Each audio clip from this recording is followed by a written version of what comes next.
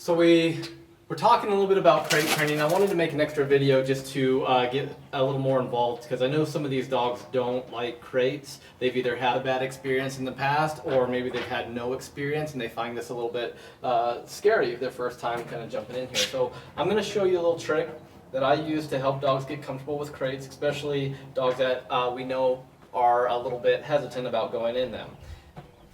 First, it starts with one of these airline crates. I like these plastic crates for a couple of different reasons. The wire crates, a lot of times, there's just too much air or too much space in there. The dogs can see everything going on, and that can be a little stressful.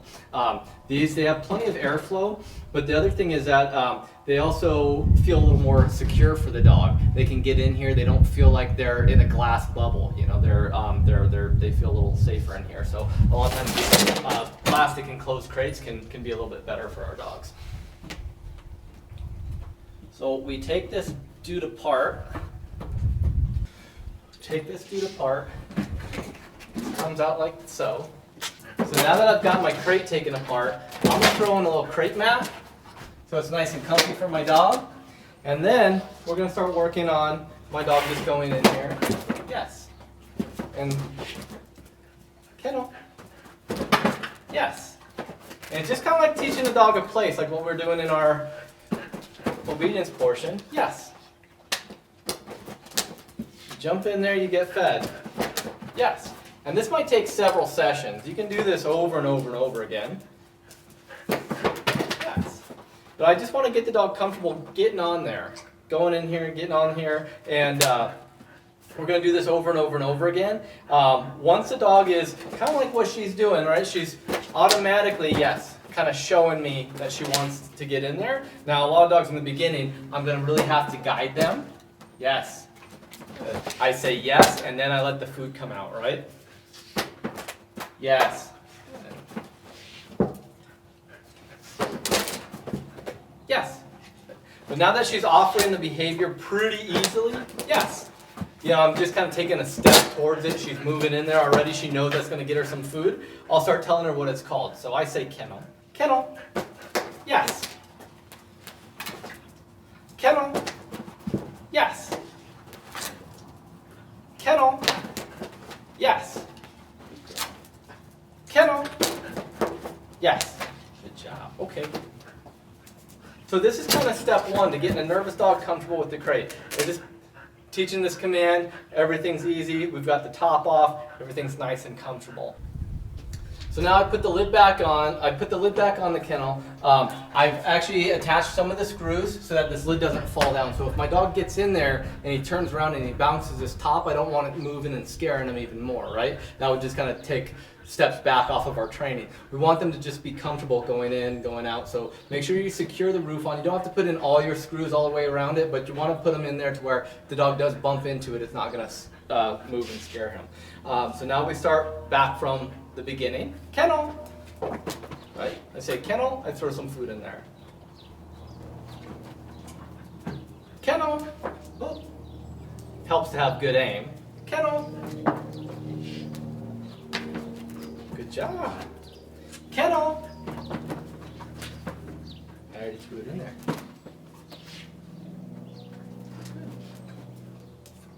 Kennel. Yes. And it's kind of like the point where I like to see kennel. Kennel. Yes.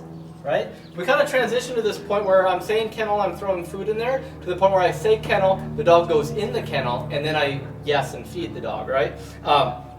So once we're at this point, we've kind of turned this into a nice little obedience command. The dog goes in the kennel, we mark it, we feed them, then we're going to start playing around with the door. And again, this can take several sessions to get to this point, so don't try to rush through it.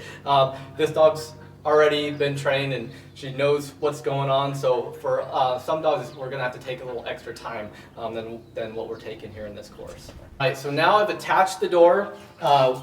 We have that open.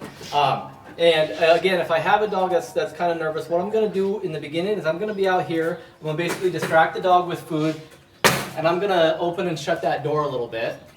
as I'm feeding some food, just because I want the dog to get used to that sound, right? We don't have to do it too crazy. We don't want to make loud noises and scare the dog or anything like that, but we just want to get the dog used to, hey, these are just some of the sounds that the crate makes. No big deal, right? We can drop some food if we want to.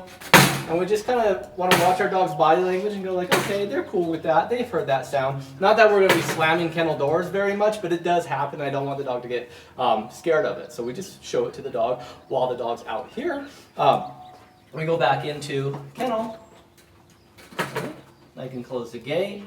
I open the gate, no big deal. We're not getting a party. I'm not feeding you a treat out here. All the good stuff happens in there. Kennel. I close the gate. Good stuff is happening in there. We come out, no party. Everything's relaxed, everything's chill. Kennel. Yes, good girl. Right? And we can just start playing with some of this stuff. Okay. Kennel. Yes. Okay. Kennel. Yes.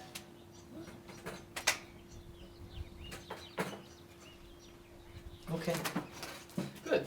And so from here, we're just trying to get the dog comfortable with what a crate is, the sounds of it, getting in, getting out, everything being cool and mellow. The important thing to remember during this training is all the good stuff happens in the crate, right? We don't have good stuff happen out here. I don't go, hooray, good job out here, because I don't want the dog thinking coming out is a great experience either.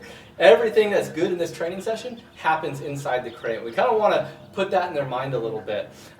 Once we get to this point, we're going to start doing little sessions where we'll put our dog in our crate, we'll give them something tasty to chew on while we're watching TV or we're making a sandwich or doing something for short periods of time.